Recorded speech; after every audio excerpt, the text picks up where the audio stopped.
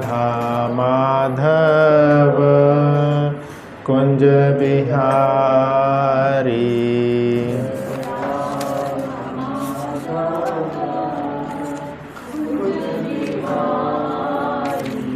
जय राधा माधव कुंज बिहारी।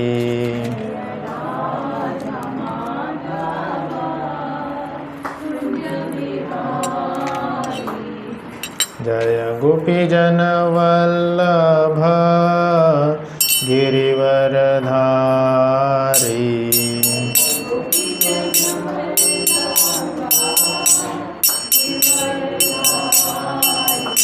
यशोदानंदन ब्रज जन रंजन।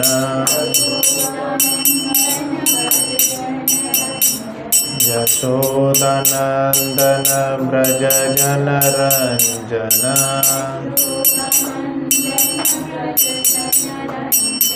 यमुना तीरावनचारी।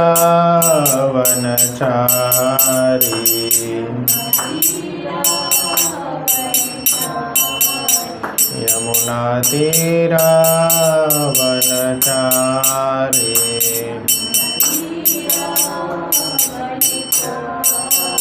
जय राधा माधव कुंज बिहारी।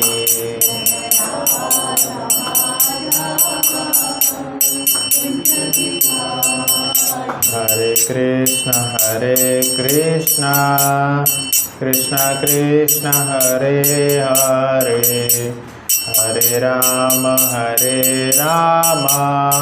राम राम हरे हरे।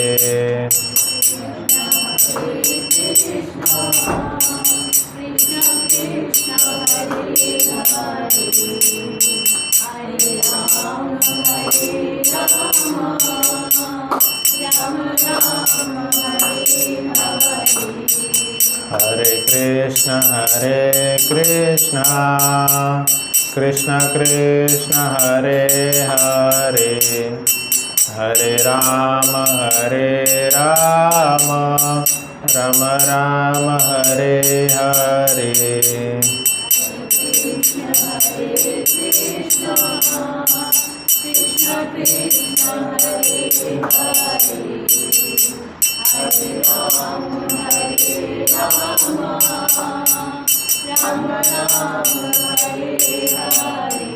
हरे कृष्णा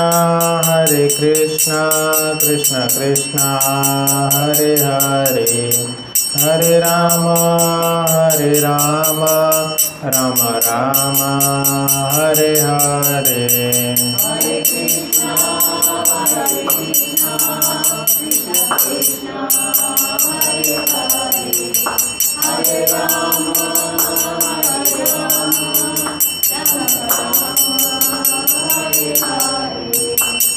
जय श्री जगन्नाथ बलदेव सुभद्रा महारानी की जय। हरे नाम संकीर्तन की जय। श्रील प्रभुपाद की जय। ओम ज्ञानतिमिरन्धस्य ज्ञानाञ्जनशलाकया चक्षुरुन्मिलितं तस्मै श्री गुरुवे नमः। श्री चैतन्य मनोभीष्टं स्थापितं येन भूतले स्वयं रूपा कदा मह्यं ददाति स्वपदां। वन्देऽहं श्रीगुरुं श्रीयुतापत्कमलं श्रीगुरुं वैष्णवांश्च श्रीरूपं साग्रजातं सावधूतं रघुनाथान्वितं तं सजीवं सावधूतं भजनासहितं कृष्णचैतन्यदेवं श्रीराधा कृष्णपादां सागरनामितं श्रीविशाखान्वितांश्च हे कृष्ण करुणा सिंधु दीनबन्धु जगत्पते गोपेश गोपिकान्त राधाकान्त नमोस्तुते। तप्तकाञ्चन गौरांगी श्रीराधे वृन्दावनेश्वरी विश्वभानुसुते देवी प्रणमामि हरिप्रिये। नीलाचल निवासाय नित्याय परमात्मने बलभद्र सुभद्राभ्यां जगन्नाथाय ते नमो नमः। जय श्री कृष्ण चैतन्य प्रभु नित्यानंद श्री अद्वैत शिवासादि गौर भक्तवृंद।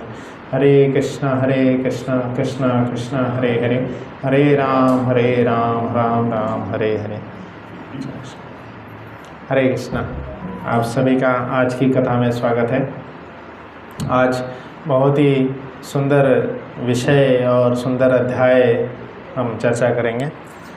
सीरीज़ जो हर प्रत्येक शनिवार को हमारा भगवद्गीता का अध्ययन का सीरीज़ चल रहा था, उसमें अभी हम 8वां अध्याय चल रहा है। 8वां अध्याय इस अध्याय का शीर्षक है भगवत प्राप्ति। तो इस अध्याय में भगवत प्राप्ति के तरीके ऑब्वियसली बताए हुए हैं।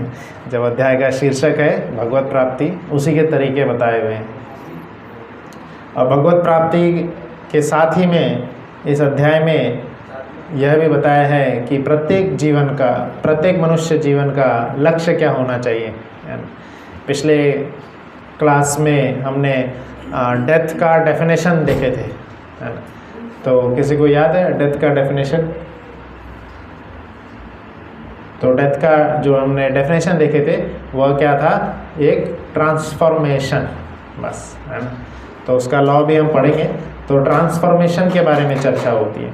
जैसे कोई भी एग्ज़ाम होता है, तो जैसे 5वीं क्लास का एग्ज़ाम है, तो एग्ज़ाम के बाद क्या होता है? एग्ज़ाम मतलब क्या? अब वो एग्ज़ाम दे के अगले क्लास में चला गया। 5वीं क्लास का जो भी था उसका सब खत्म, अब नया सब्जेक्ट, नया क्लास, नए सारे आएंगे। तो उसी प्रकार से जैसे इंजीनियरिंग का एग्ज़ाम हुआ तो अगले इसमें जाएगा। 12वीं का हुआ तो 12वीं ख़त्म हो गया पिछला सारा, अब अगले इसमें जाएगा। तो अगले इसमें जाने का क्राइटेरिया जो होता है, अगले अब कौन से इसमें जाएगा? हायर कॉलेज में जाएगा या किस लेवल पे जाएगा? तो प्रमाण जो है एग्ज़ाम से सेट होता है।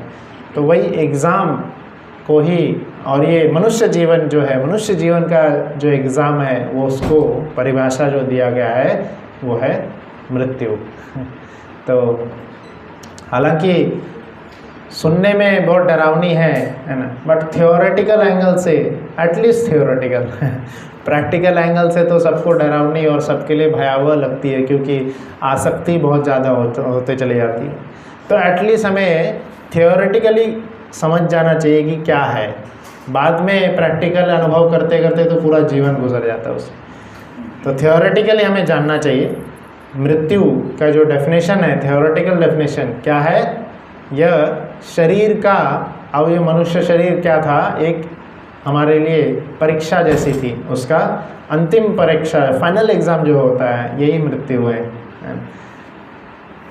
इस शरीर में जो बी फॉर बर्थ है, जन्म, वो हमारे हाथ में नहीं है ना। हमने पहले भी क्लास में और पहले भी हम सुन चुके हैं क्या है, कहाँ जन्म हुआ, ये हमारे हाथ में, हमारे कर्म के हिसाब से रहता है। और अभी जो हम कार्य कर रहे हैं, अगले जीवन का ब्लूप्रिंट हम तैयार कर रहे हैं। तो बी फॉर बर्थ हाथ में नहीं है, डी फॉर डेथ भी, कहाँ मृत्यु होगी वो भी डिसाइडेड है ना। तो हाथ में क्या आता है? बीच में जो सी आती है, कॉन्शियसनेस, चेतना। पूरे बर्थ से, जन्म से मृत्यु तक की हमारी चेतना हमें धीरे धीरे करके डेवलप करनी है। प्रभुपाद जी ने धर्म के आधार पे 4 नियम बताए हैं। 4 नियम जब हम पालन करते हैं, कोई मांसाहार नहीं, कोई अवैध संग नहीं, कोई नशापान नहीं और किसी प्रकार का जुआ नहीं, तो ये सब खेल करने से क्या होता है? मनुष्यत्व स्तर पे आते हैं। ये सब करने से सिर्फ हम मनुष्य स्तर पे आ रहे हैं। इवन हम किसी जानवर को भी हम देखेंगे तो वो अपने मेनू कार्ड से बाहर नहीं खाते हैं। कोई शेर के सामने हम रोटी सब्जी रखेंगे, खाएगा नहीं। इवन चील के सामने, उसका भी मेनू कार्ड अलग है, चील के सामने रोटी सब्जी रखी रहेगी, वो नहीं खाएगा। तो हर एक का अलग अलग खाद्य पदार्थ होता है, और भगवान ने सेट किए हो, मनुष्य का भी सेट किया हुआ है। तो ये जो भी हम कार्य कर रहे हैं, खाद्य पदार्थ, ये जो भी, ये सब 4 नियम बता करके प्रभुपाद जी मनुष्यता स्तर पे लेके आए। फिर उसके बाद देवता स्तर पे जाने के लिए क्या है कि आप हरि नाम का जाप करें और गीता भागवत का अध्ययन करते हुए सही जीवन शास्त्र के हिसाब से जिए। तो यह भगवद्गीता में सब कुछ बताया गया है ना। एक इसलिए तो इसको ज़िंदगी का, लाइफ का मैनुअल कहा जाता है, मैनुअल है ये। और मैनुअल के हिसाब से एग्ज़ाम हमें शरीर जीवन जीना है और अंत में एग्ज़ाम देना है। और एग्ज़ाम में क्वेश्चन क्या आएगा? पिछले श्लोक में बताए थे, मृत्यु पे या मनुष्य जीवन का फाइनल एग्ज़ाम का क्वेश्चन क्या है? क्वेश्चन ये है कि अंतिम काल में हम क्या स्मरण कर रहे हैं। जैसे 12वीं का एग्ज़ाम होता है, तो 12वीं के एग्ज़ाम में क्या क्वेश्चन आता है? तो 12वीं में जो पढ़े हैं और उसके हिसाब से जो आंसर देंगे तो अगला कॉलेज हमें अच्छा मिलेगा। इसलिए तो देते हैं लोग, एक है ना, कॉलेज एग्ज़ाम क्यों देते हैं? अगला कॉलेज अच्छा मिले। तो मृत्यु के अंत में या जीवन के अंत में मृत्यु का जो आएगा, मृत्यु का जो पल आएगा, मृत्यु मतलब ट्रांसफॉर्मेशन को मृत्यु नाम दिया गया, ट्रांसफॉर्मेशन। तो वो जो पल आएगा उसमें जो एग्ज़ाम होगा, एग्ज़ाम का क्वेश्चन क्या है, आप अंत में क्या स्मरण कर रहे हैं, कितना बैंक बैलेंस है, कितना आपने डिग्री हासिल की है, कितना नेम फेम हासिल किया है, कुछ भी इनमें से कुछ भी क्वेश्चन नहीं है। सिर्फ only one question at the time of death, whom you are remembering, किसको याद कर रहे हो, आपका स्मरण क्या है ना? पूरा जीवन भर जिसको स्मरण किए होंगे वही अंत में स्मरण होगा। तो वही क्वेश्चन है, अंत में आपका स्मरण क्या है। तो इसके पिछले श्लोक ही और यही प्रश्न का उत्तर देते हुए पिछला क्लास हो गया था। अभी भी क्लास शॉर्ट ही रहेगा, 8:30 बजे तक ही। तो हम इस क्वेश्चन को फिर से दोहराने का प्रयास करेंगे। भगवान जो बता रहे हैं इसका आंसर दे रहे हैं। 5वां श्लोक हम लोग पढ़ेंगे, 8वें अध्याय का 5वां श्लोक। अंत का, आप नहीं है तो बुक में देख लीजिए। अंत काले च मामेव स्मरण मुक्त्वा कलेवरम य प्रयाति स मद्भावम याति नास्त्र अत्र न संशयः। तो इसमें यह श्लोक में बता रहे हैं, अंत काले च माम एव, माम अर्थात कृष्ण, एव अर्थात सिर्फ कृष्ण। तो यह श्लोक में इस क्वेश्चन का आंसर है। तो मृत्यु क्या है, मृत्यु क्या है, एग्जाम है। एग्जाम में क्वेश्चन क्या है, आप स्मरण किसको कर रहे हैं।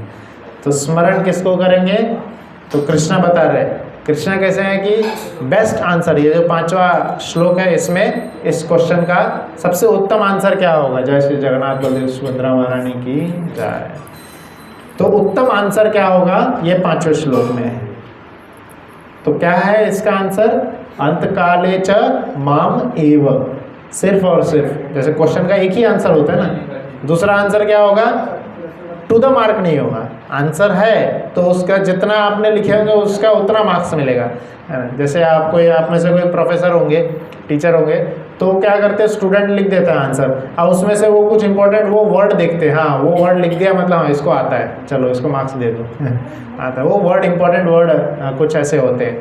तो अब कृष्णा क्या देख रहे हैं, स्मरण में, इसलिए बोले ये श्लोक में माम एव, सिर्फ और सिर्फ कृष्ण का जो स्मरण करेंगे, क्या है, स्मरण मुक्त्वा कलेवरम, स्मरण करते ही, कृष्ण को स्मरण करते ही मुक्त हो जाएंगे। कलेवरम, कले अर्थात शरीर बदलते समय, शरीर बदलते समय, हाँ पूरा जीवन भर तो किए ठीक है। अब इस श्लोक के 2 मीनिंग हो जाएंगे। पूरा जीवन भर करे ना करे कुछ फर्क नहीं पड़ता।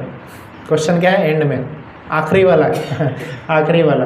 तो आखिरी वाला कृष्णा भी चतुर है, याद आने ही नहीं देंगे अगर जीवन भर नहीं किए होंगे। तो अगर जीवन भर किए हैं तो भगवान हमारे सामने उपस्थित हो जाएंगे। अगर हम उनको भूल गए होंगे तो कृष्णा हमारे सामने उपस्थित हो जाएंगे। इसे तो कृष्ण से ये प्रार्थना जो आचार्यगण कहते हैं, यही प्रार्थना कहते हैं कि आपको मैं कभी भूलूं नहीं, आपका स्मरण हमेशा बना रहे, स्मरण बने रहना, यही प्रश्न का उत्तर है। तो कृष्ण का स्मरण हमेशा बने रहना चाहिए। तो स्मरण मुक्त्वा कलेवरम, यह प्रयाति समद्भावम, जो यह कर रहे हैं वह मद्भावम, कृष्ण के भाव को, कृष्ण को प्राप्त करेंगे, कृष्ण के धाम में जाएंगे। तो प्रश्न क्या है, स्मरण किसको कर रहे हैं, उत्तर क्या है, कृष्ण को, सिर्फ और सिर्फ कृष्ण को ही स्मरण करना है। और उसका रिजल्ट क्या आएगा, रिजल्ट भी बता दे रहे कृष्ण। रिजल्ट क्या आएगा, इस बेस्ट आंसर को देने से आपका रिजल्ट क्या आएगा, शरीर तो बदलना ही है, कलेवरम, कलेवरम शरीर बदला ही जाएगा। तो शरीर बदलने के बाद जो नया शरीर प्राप्त होगा वो कृष्ण के धाम में होगा, है ना, कृष्ण के धाम में जाएंगे। समद्भावम, कृष्ण के पास जाएंगे, कृष्ण को प्राप्त करेंगे, कृष्ण के चरणों की सेवा मिलेगी। और फिर क्या होगा, याति नात्र न संशय, इसमें कोई भी संशय नहीं है। जैसे लोग बोलते हैं ना गारंटी है, वारंटी, 5 साल की वारंटी, तो ऐसे वारंटी लिख रहे हैं कृष्ण, कोई संशय नहीं है, विदाउट एनी डाउट हम कृष्ण को प्राप्त करेंगे। अब ये बेस्ट आंसर क्यों है, इसका आगे के श्लोक में, ये पूरा अध्याय अब इसी के ऊपर है, इसी के ऊपर है ये पूरा अध्याय कि यही आंसर क्यों दें। तो दूसरा को हम स्मरण कर सकते हैं, माम एव, जैसे लोग विरोध करने वाले लोग ज़्यादा होंगे, कृष्ण को पता था विरोध करने वाले लोग ही ज़्यादा होते हैं, है ना। कुछ भी आप बोलेंगे तो उसका उल्टा, ऐसा ही क्यों नहीं करूँगा तो क्या होगा। तो कृष्ण बता दे रहे हैं आगे का, इस अध्याय में टोटल 28 श्लोक है, तो आगे के पूरे श्लोक में, अभी ये कौन सा है, 5वां, इसका आगे के पूरे श्लोक में यही बताया जाएगा, अगर आप कृष्ण को स्मरण नहीं कर रहे हैं अंतिम समय में तो क्या होगा। तो ये आगे के श्लोकों में हम पढ़ेंगे। तो 6वां श्लोक हम पढ़ते हैं। यम यम वापि स्मरण भावम त्यजन्ते अन्ते कलेवरम तम तम एवैति कौन्तेय सदा तद्भाव भावितः। तो कृष्णा कोई भी प्रकार का फोर्स नहीं करते हैं। जिस प्रकार से जो परम दिलदार और सबसे हित चाहने वाले जो पिता होते हैं, है ना, चाहे उनके बिगड़े हुए बच्चे हों या अच्छे बच्चे हों, दोनों का ख्याल रखते हैं, है ना। किसी के अगर 2-3 बच्चे हैं, एक अच्छा है बाकी बिगड़ गया है, तो पिताजी जो है तीनों का ख्याल रखते हैं। ऐसा नहीं कि बिगड़ा है उसका ख्याल नहीं रखेंगे, सबका ख्याल रखते हैं पिताजी, इसलिए तो पिता सर्वोपरि होते हैं। तो परम पिता जो कृष्ण है वो तो सबका ख्याल रखते हैं, हर एक जीवात्मा का। तो कृष्ण क्या बोल रहे हैं, अगर कृष्ण को पता था ये क्वेश्चन आएगा कि अगर आपको नहीं किया तो क्या, है ना। तो कृष्ण क्या बोल रहे हैं, कोई चिंता की बात नहीं। क्या बोले, यम यम वापि स्मरण भावम, आपको जिसका स्मरण आएगा, त्यजन्ते अन्ते कलेवरम, त्यजन्ते अन्ते, त्यजन्ते मतलब त्यागते वक्त, अंते अंतिम समय में शरीर त्यागते वक्त, कलेवरम, कलेवरम मतलब शरीर बदलना, शरीर बदलते वक्त अंत में जिसका स्मरण आएगा, क्या है, तम तम एवैति कौन्तेय, हे कुंती पुत्र तुम उसको प्राप्त होगे। बेस्ट आंसर पहले श्लोक में एक पूरा अलग श्लोक डेडिकेटेड किए बेस्ट आंसर के लिए, क्या है, कृष्ण का स्मरण करना है, माम एव, कृष्ण का स्मरण करेंगे तो कृष्ण को प्राप्त करेंगे, कृष्ण के धाम में जाएंगे, कृष्ण की सेवा मिलेगी, है ना। ये बेस्ट आंसर है। अब ये बेस्ट आंसर क्यों है आगे के श्लोक में है। तो अब वर्स्ट आंसर क्या हो सकता है, इसके अलावा क्या हो सकता है, वो 6वें में बता दिए। तो क्या हो सकता है 6वें में, जिसको भी आप स्मरण कर रहे हैं वो प्राप्त होंगे। अब इसमें ये भी आ जाएंगे कि जैसे कृष्ण के अलावा भी कई सारे देवता हैं, तो आप उनको स्मरण कर रहे, उनके धाम में जाएंगे। ये श्लोक पिछले भी अध्याय में बोले थे कि जिस देवता को, अगर आपको माता पिता प्रिय हैं, माता पिता का स्मरण आ रहा है, मेरे मम्मी बहुत अच्छी थी, काश मेरी मम्मी होती, पापा होते, तो पितृधाम में जाएंगे, पितृलोक में जाएंगे, है ना। अगर जैसे जो राष्ट्रवादी लोग होते हैं, पाकिस्तान मुर्दाबाद बोलते रहते हैं, तो उसी समय उनका अंतिम समय आ गया तो अगला जन्म पाकिस्तान में होगा, और फिर वहाँ पे हिंदुस्तान मुर्दाबाद बोलेंगे, फिर यहाँ होगा, यही खेलते रहेंगे। या जैसे ग्रीन कार्ड चाहिए होता है लोगों को, तो पूरा जीवन भर सपना देखते रहते हैं अमेरिका जाने की या कहीं जाने की, तो अंतिम समय में ये स्मरण कर लो, वहाँ पहुँच जाएंगे। तो अंतिम समय में जो स्मरण आ रहा है, जो याद आ रहा है आपको, एग्जाम्पल बहुत सुंदर सा इसका आता है भरत महाराज का।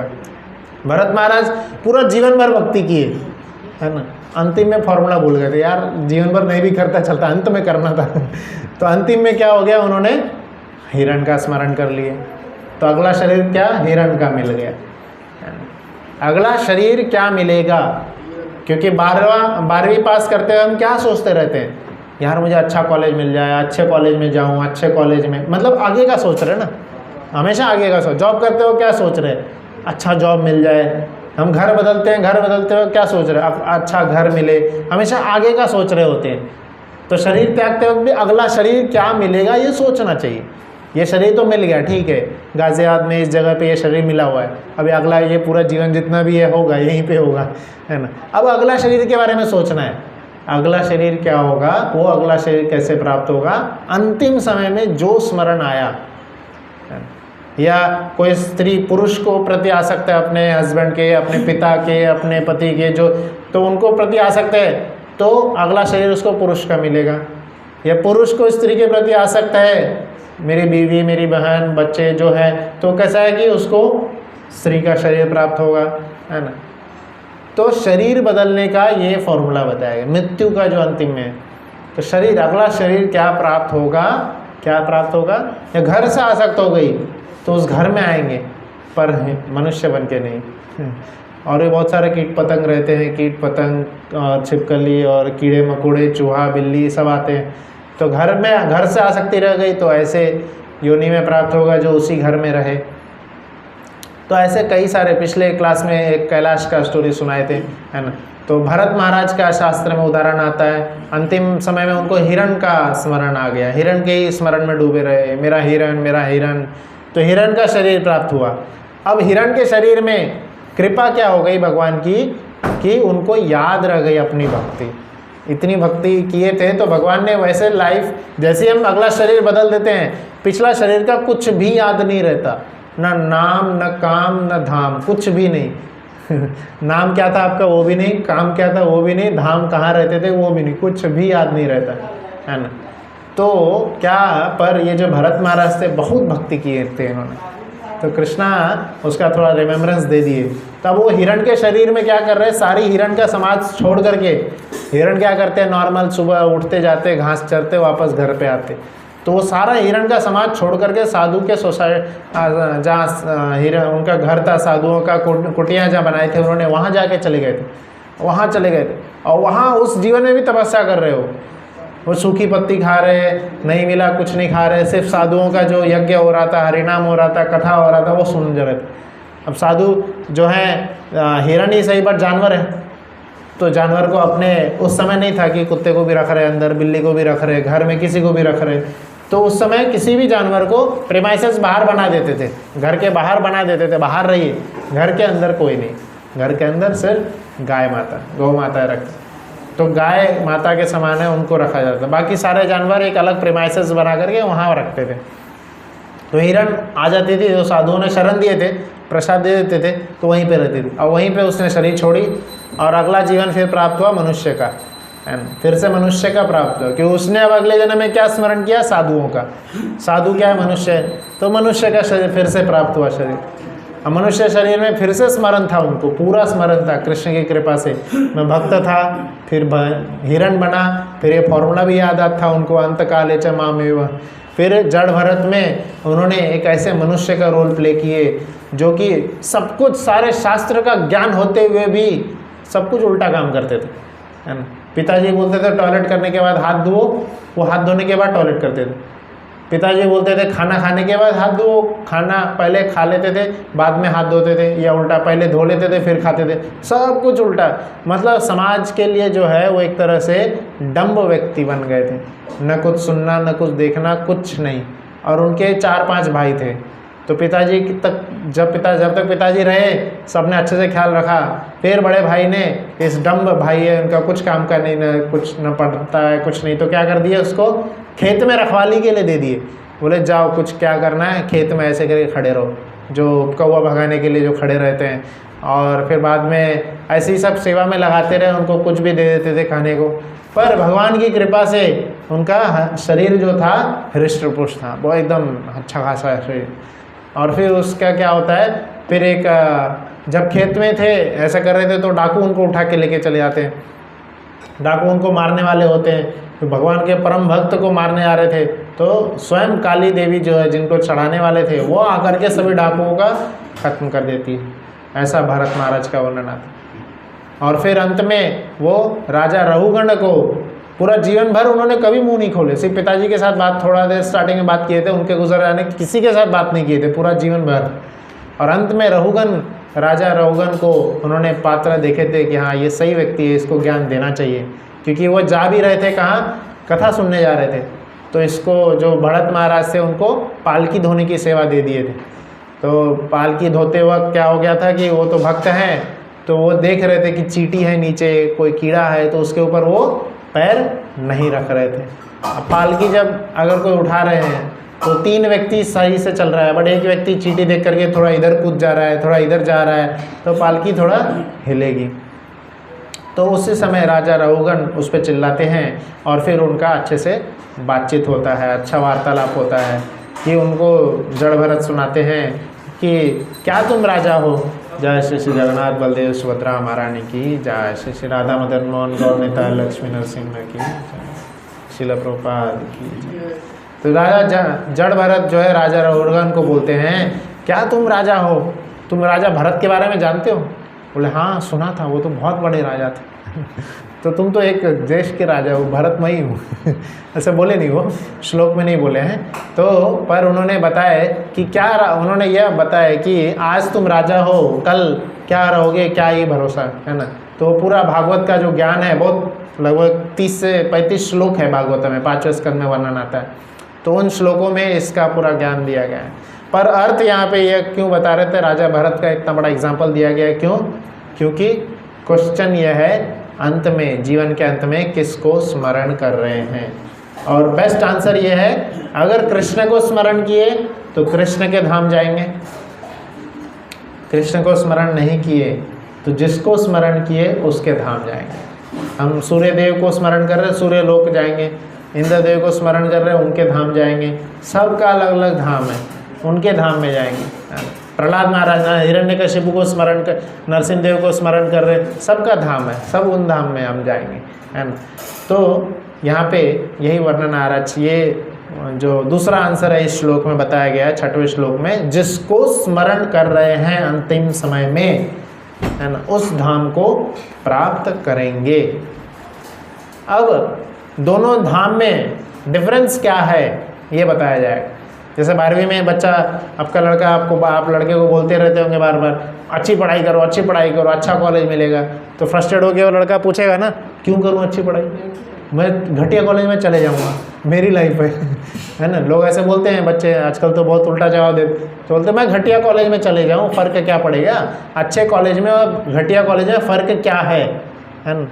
IIT कॉलेज में और नॉर्मल कॉलेज में फ़र्क क्या है, जब बच्चे को ये समझाएंगे तब वो और अच्छे से पढ़ाई करते हैं।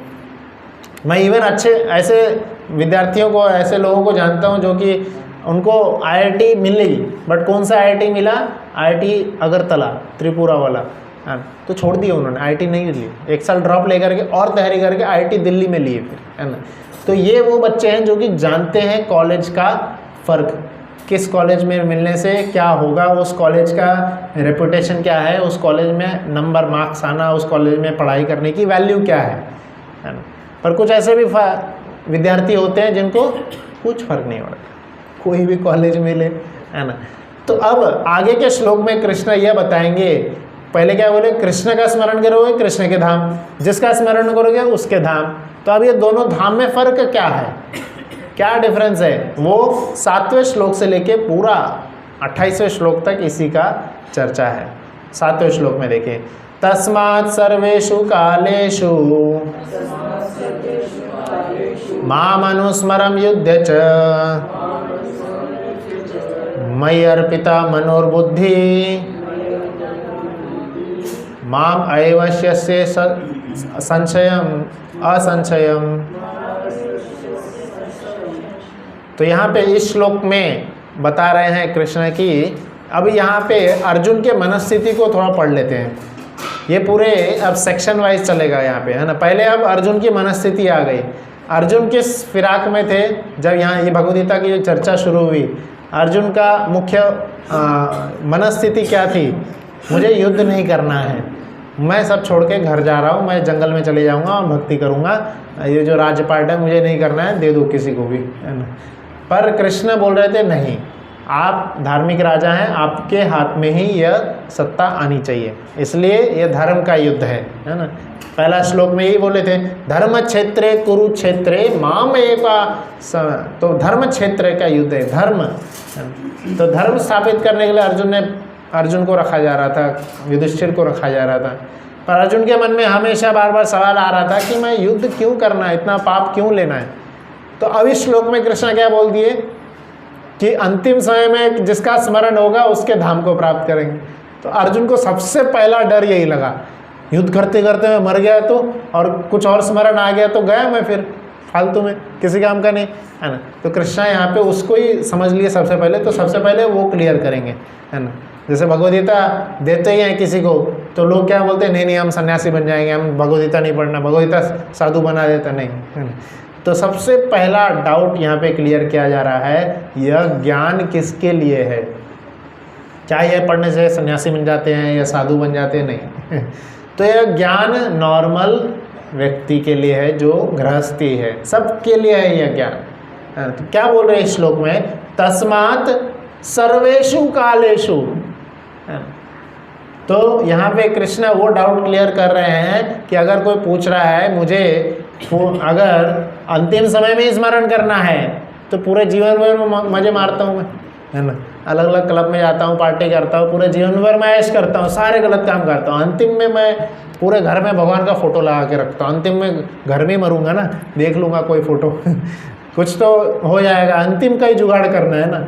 तो अगर कोई ऐसा मनस्थिति रख रहा है कि अंतिम में मैं कुछ तो कर लूँगा, भगवान का स्मरण आ जाएगा, है ना, तो यह कृष्ण यहाँ बता रहे हैं, तस्मात् सर्वेषु कालेषु, जो हर समय, सर्वेषु हर परिस्थिति में, कालेषु मतलब समय में, हर काल में क्या करना है, माम अनुस्मरम युद्धे च, युद्ध, अभी अर्जुन का काम है युद्ध करना, तो कृष्ण हर एक जीवात्मा को, अर्जुन को फोकस रखते हुए हर एक जीवात्मा को बोल रहे हैं कि हर एक को हर समय में कृष्ण का ही माम अनुस्मरम।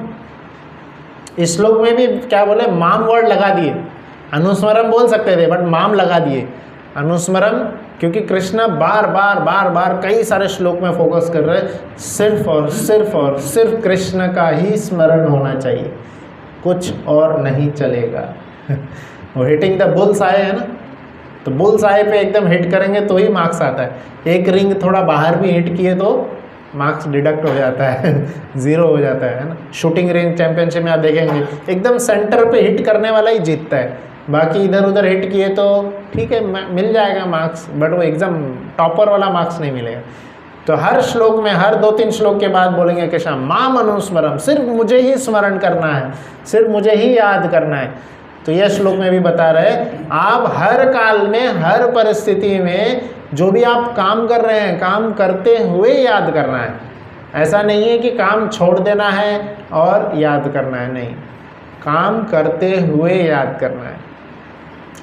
और मयि अर्पित मनोबुद्धि, कैसे याद करना है, श्रील प्रभुपाद जी एक बार ये छत पे खड़े थे, छत पे खड़े होकर के गाड़ियों को देख रहे थे, तो उनके पीछे एक नया शिष्य था, शिष्य ने कुछ समय पहले क्लास में सुना था, दूसरे भक्तों से सुना था कि श्रील प्रभुपाद जी हमेशा भगवान के स्मरण में लगे रहते हैं, और फिर वो ऊपर आया, देख रहा है प्रभुपाद जी क्या कर रहे हैं, गाड़ियों को देख रहे हैं। तो उसको ऐसा डाउट हुआ कि प्रभुपाद जी को कोई गाड़ी पसंद आ रही होगी, कहीं लेना होगा, तो थोड़ा धनाढ़ व्यक्ति था वो, उसने जाके बोला प्रभुपाद जी को अच्छे से विनम्रतापूर्वक, प्रभुपाद जी कोई आपको मंदिर के लिए गाड़ी चाहिए, मैं बताइए मैं दिला देता हूँ, है ना, मैं गाड़ी करा दूंगा आपके लिए, कौन सी गाड़ी पसंद है आप। तो प्रभुपाद जी बोलते हैं कि अभी कुछ समय के बाद में रथ यात्रा आ रही है ना, तो मैं ये सोच रहा था रथ यात्रा के लिए कौन सी गाड़ी सर्वोत्तम होगी तो वो व्यक्ति जो है, वो शिष्य जो थे, बाद में अपना रिलेशन शेयर करते, किताब में लिखा हुआ था कि उसको लगा कि प्रभुपाद जी गाड़ी के सपने देख रहे हैं, गाड़ी लेना चाह रहे हैं, और उस समय भी गाड़ी को देखते हुए भी क्या कर रहे प्रभुपाद जी, ये देख रहे थे कि कौन सी गाड़ी कृष्ण की सेवा में लगेगी, है ना, रथ यात्रा में लगेगी। तो यही यहाँ पे बता रहे मयि अर्पित मनोबुद्धि, कृष्ण की कैसे स्मरण करना है, मयि अर्पित, समर्पण करते हुए, मनोबुद्धि, मन और बुद्धि दोनों कृष्ण को स्मरण करते हुए, अर्पित करते हुए भगवान का स्मरण करना, मन से भी बुद्धि से भी। तो हो सकता है भक्त किसी दूसरे कार्य में लगा रहेगा, बट उसका हमेशा स्मरण जो है कृष्ण का ही रहता है। कैसे वो भक्त जाके बाहर खरीदारी कर रहा होगा, बट यही सोच रहा होगा ये भाई मैं किस लिए खरीदारी कर रहा हूँ, कृष्ण की सेवा में लग जाए, ये कृष्ण की सेवा के लिए अच्छी नहीं है तो नहीं लूँगा, ये जो अच्छी है वही लेना है ना। तो जो कृष्ण की सेवा में अच्छा है, कृष्ण के लिए सही है, कृष्ण के मंदिर के लिए लगेगा, वह उसके सेवा में वो लगे रहते हैं। मयि अर्पित मनोबुद्धि माम ऐवश्यसि असंशयम, वो ऐसे भक्त कृष्ण को प्राप्त करते हैं। तो इसमें प्रभुपाद जी बहुत सुंदर इसके तात्पर्य में लिखे हैं कि प्रभुपाद जी ने इसको पूरा इन्वॉल्व करते हुए हमारे भक्तों के लिए क्या है, बहुत सुंदर फॉर्मूला बनाए हैं। हमारा जो इस्कॉन का जो शेड्यूल है ये फॉलो करना है सब। कैसा शेड्यूल है, कोई मंदिर में आके फॉलो कर सकते हैं क्या? तो अभी बताते हैं उसके ऊपर। तो प्रभुपाद जी ने क्या शेड्यूल दिए हैं, सुबह का मॉर्निंग प्रोग्राम, ये हर एक व्यक्ति के लिए है ना? प्रयास करना है, घर पे कर, यहाँ मंदिर में आगे कर रहे सर्वोत्तम है, नहीं कर पा रहे, एकादशी वगैरह दिन आइए, नहीं कर पा रहे, घर पे करना है। प्रभुपाद जी ने क्या दिए हैं, सैंडविच प्रोग्राम दिए हैं, है ना? क्योंकि उन्हें पता है इस धरातल पर आधे से ज़्यादा व्यक्ति गृहस्थी रहेंगे, सन्यासी कौन बनेगा कोई नहीं। तो क्या दिए, मॉर्निंग, सुबह उठ के कृष्ण को देना है, मॉर्निंग फॉर कृष्ण। सुबह उठिए, ब्रह्म मुहूर्त में भगवान का नाम जप करना है, गुरु की आराधना करनी है, तुलसी की सेवा करनी है, और फिर उसके बाद नाम जप करना है। नाम जप करिए, नाम जप करने के बाद में कुछ कथा श्रवण करिए, भागवत श्रवण करिए, फिर उसके बाद दिन भर जॉब पे जाइए, दिन भर अपना जॉब पे रहिए, अपने कार्य में अलग अलग, है ना? वैसे यहाँ देखेंगे मंदिर में जो रहते हैं वो भी दिन भर अपने कार्य में लगे रहते हैं, अलग अलग सेवाएं रहती है सब। जो गृहस्थ हैं वो अपने जॉब पे चले जाते हैं, फिर उसके बाद में शाम में आकर के संध्या वंदन करिए, गौर आरती करके, गीता अध्ययन करके सो जाना है। तो यह क्या है, हर एक व्यक्ति अपने जीवन में यह इन्वॉल्व कर सकता है schedule. Morning for Krishna, evening for Krishna, और बीच में दिन में अपना काम करते हैं, है ना? और फिर रात हो गई, सो जाना, है ना? तो ये सैंडविच प्रोग्राम बना करके भक्ति के सारे नियमों को भी हम पालन कर रहे हैं। और यह जो भगवान बोले हैं, तस्मात् सर्वेषु कालेषु, हर समय भगवान का स्मरण होते रहेगा। और जैसे दिन भर में भूल गए तो रात में आकर के हम संध्या वंदन कर रहे हैं, गौर आरती कर रहे हैं, इसके द्वारा वापस स्मरण हो जाएगा, रात में गीता पढ़ते हुए सो जानी है। तो यह जो शेड्यूल है यह सभी व्यक्ति पालन कर सकते हैं, अपने घर में भी पालन कर सकते हैं। इसके लिए कोई घर छोड़ने की, कहीं बाहर जाने की कुछ ज़रूरत नहीं है ना? मंदिर आगे करें तो बहुत अच्छा, सुबह मंदिर आएँ, दिन भर जॉब पे जाए, शाम में फिर मंदिर आके जाएँ। नहीं पॉसिबल है एकादशी को आएँ, बाकी सब दिन घर पे करें, है ना? घर पे सुबह अपने उठें, जप करें, मॉर्निंग प्रोग्राम करें।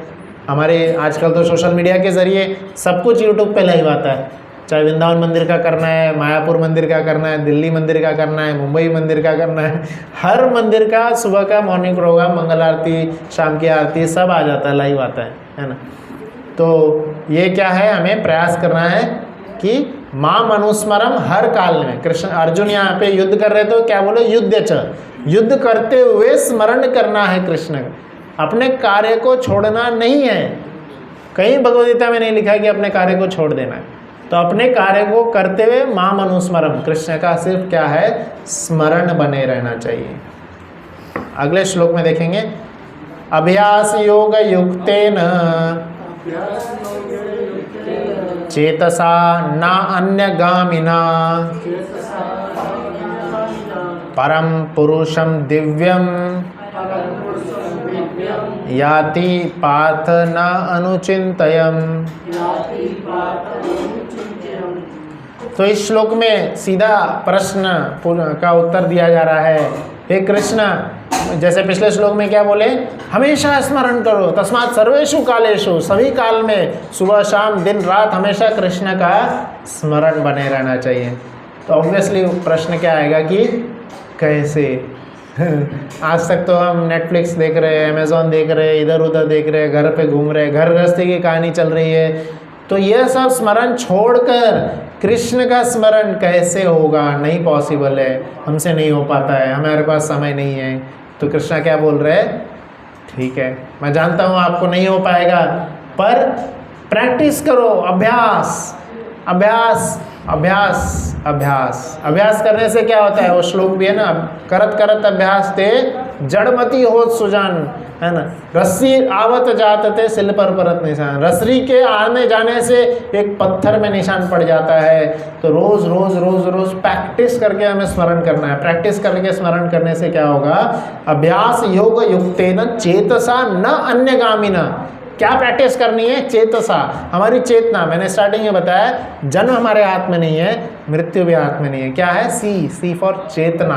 कृष्ण यहाँ पे वही बता रहे, ये श्लोक अपने मन से नहीं बोले थे, यहाँ से ही बता रहे, यहीं पे लिखा है क्या, चेतना। हमें अपने चेतना पे काम करना है। हमारी चेतना कैसी हो रही है, हमारी चेतना कैसी हो रही है, डेवलप हो रही है कि अंडरग्रेड हो रही है, नीचे जा रही है कि ऊपर जा रही है।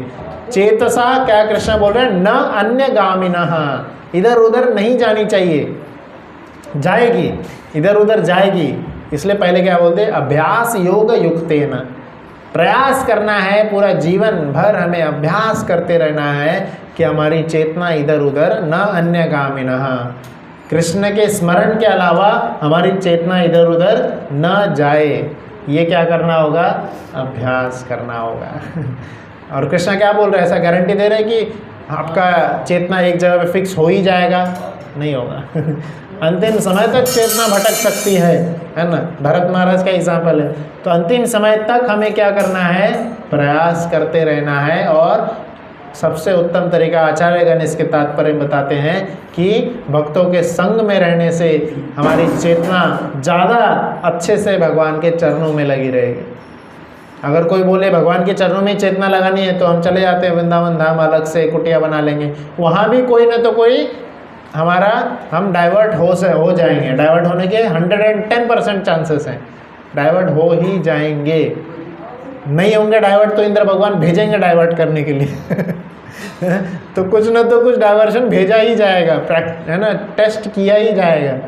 तो भक्तों के संग में रहना है। भक्तों के संग में रहने से भक्त देख लेगा, अच्छा आप डाइवर्ट हो रहे हैं, है ना। भरत महाराज को कोई देख लेता ये हिरण के चक्कर में फंस गए तो उसको बोल देते हिरण क्यों पाल रहे हो, ये ज़रूरी नहीं है, भक्ति में ज़रूरी नहीं है हिरण, है ना। तो कोई टोक देगा, जैसे यहाँ पे टोक देते हैं आज, है ना। आपके कई दिन से मंगल आरती नहीं आ रहे, फेस्टिवल में भी नहीं आए, क्यों, उसको क्या लेना देना आपकी, वो अपनी ज़िंदगी जी रहा है, आप जी रहे हैं अपनी, क्यों, पर वो भक्त है।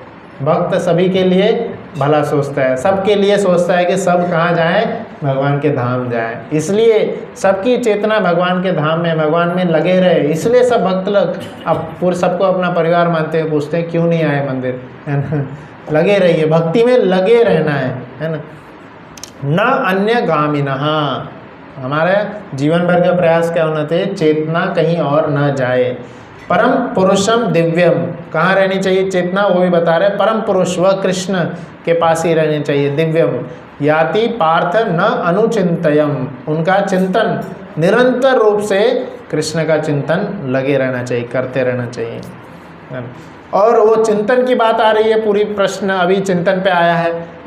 इस पिछले श्लोक में भी, इस श्लोक में भी हमेशा बात कर रहे हैं चिंतन की, है ना। तो अब चिंतन कैसे करना चाहिए, 9वें श्लोक में उसके ऊपर बोले हैं, हम पढ़ेंगे। चिंतन भगवान का कैसे करें, 9वें श्लोक में बताया गया है। कविम पुराणाम अनुशासितरम अनो अनियंसम सर्वस्य धातरम, नहीं, सर्वस्य धातरम, सर्वस्य धातरम अचिंत्य रूपम आदित्य वर्णम तमसा परस्तात्।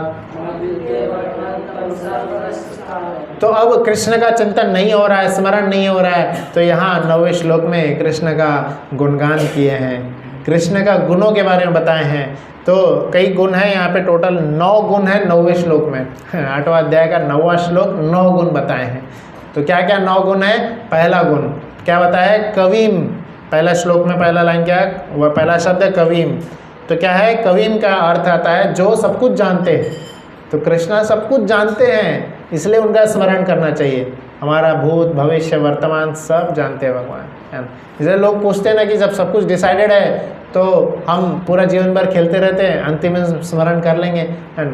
तो कृष्ण हमारे स्वभाव के हिसाब से जानते हैं सब कुछ कि ये यही चीज़ करेगा, इस हिसाब से डिसाइडेड है। बट फिर भी बॉल हमारे ही कोर्ट में रहती है, करना ना करना हमारे ऊपर होता है। जैसे ये समय आप कहीं भी गुजार सकते थे, मंदिर में आना आपने चूज़ किए तो आपके हाथ में था।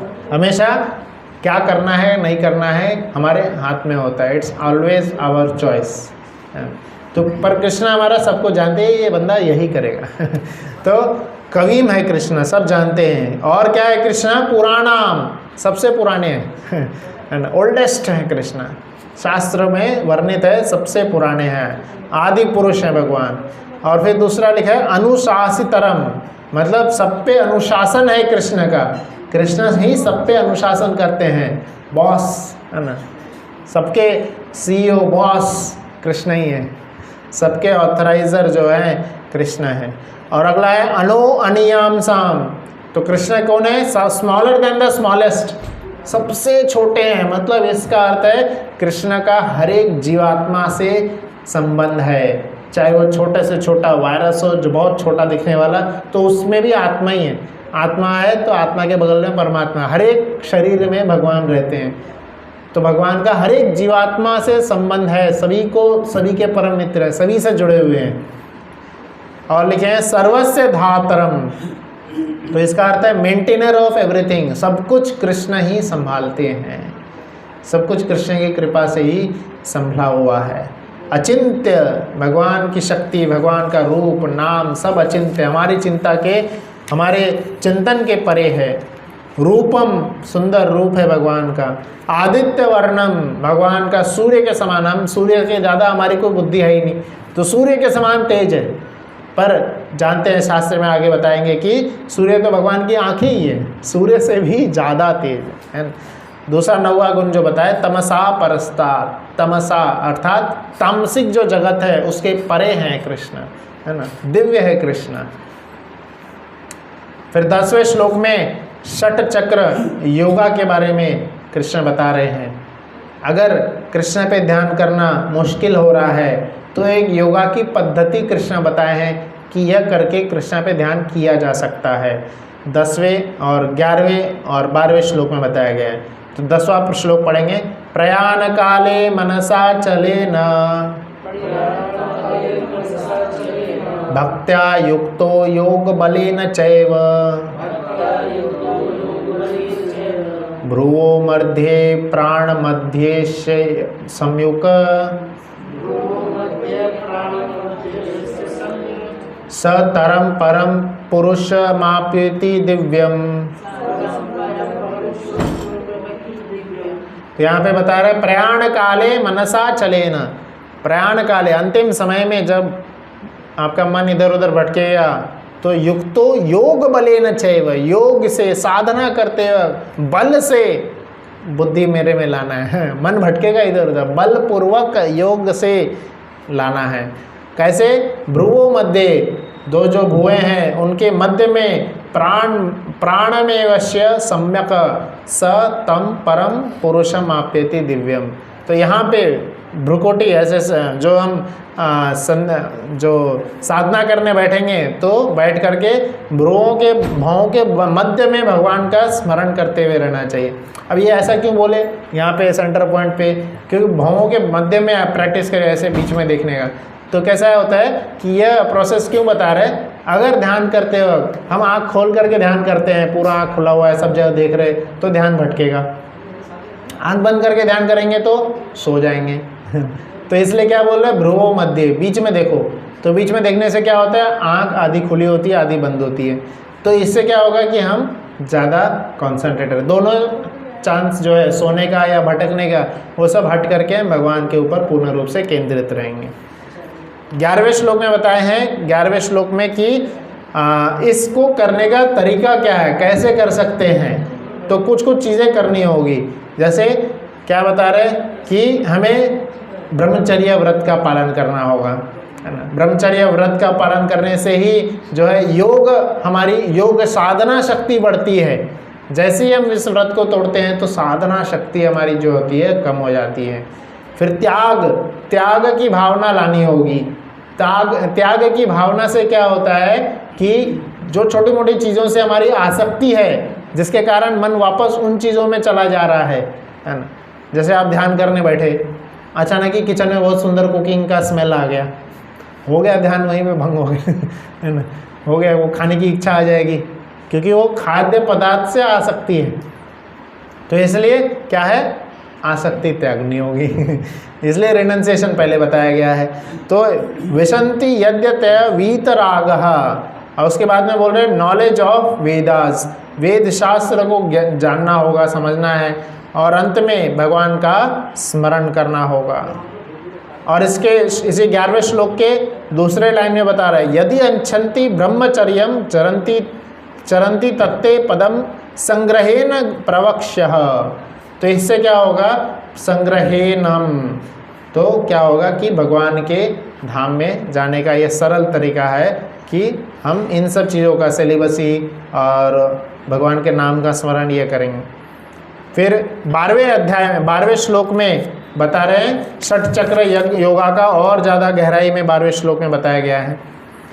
12वें में और 13वें में 13 पूरा 12वां 13वां यह पूरा क्या है, षट चक्र योगा का प्रोसेस बताया गया है। और 13वें में अंत में बता रहे हैं स याति परमाम गतिम त्यजन्ते अंते देहम स याति परमाम गतिम। जो यह योगा का पालन करते हुए भगवान का स्मरण नित्य रूप से कर रहे हैं कि वह उस परम गति को प्राप्त करेंगे। जय श्री श्री जगन्नाथ बलदेव सुभद्रा महारानी की जय। फिर 14 श्लोक में बता रहे अनन्य चेतः सततम यो माम स्मरन्ति नित्यशः तस्याहम सुलभ पार्थ नित्य युक्तस्य योगिनः। तो यह योग पद्धति सुनते ही कई लोग हैरान हो जाते हैं, अरे इतना बड़ा साधना करना होगा, ऐसे ऐसे ध्यान करना होगा है ना, तो बहुत मुश्किल है ना। तो कृष्णा क्या बता रहे हैं, कोई बात नहीं, ये सब छोड़ो, मेरा नाम जप करो, बस हो गया नाम जप ही सबसे सरल है। अनन्य चेतः सततम, बाकी सब छोड़ो, क्या करो, उद्देश्य क्या है, स्मरण करना है ना। अनन्य चेतः, सिर्फ स्मरण करो, कैसे, सततम यो माम स्मरन्ति नित्यशः, है ना। ये सब पद्धति करो ना करो, है ना, कि उद्देश्य मत बोलो, स्मरण करना है बस, कैसे भी करो। इसलिए तो प्रभुपाद जी ये श्लोक के तात्पर्य में बताएं, दिन में सुबह स्मरण करो, दिन भर जॉब पे जाओ, शाम में आके फिर से स्मरण करो। तो कैसा सैंडविच फार्मूला के जरिए हम दिन भर स्मरण बने रहेगा। तस्याहम सुलभ पार्थ नित्य युक्तस्य योगिनः, सबसे सुलभ है कृष्ण का डायरेक्ट स्मरण करना। बाकी पद्धति हम भूल भी सकते हैं, याद भी नहीं रहेगा और मुश्किल भी है। तो इसलिए स्मरण जो है भगवान का, ये बहुत तस्याहम सुलभ पार्थ, सुलभ लिख दिए यहाँ पे, सुलभ है ना, भगवान का स्मरण करना बहुत सुलभ है। तो हम लोग यहाँ पे अंत करेंगे और भगवान का स्मरण करते हुए एक माला जप करेंगे, फिर उसके बाद सबके लिए प्रसाद रहेगा। हरे कृष्णा।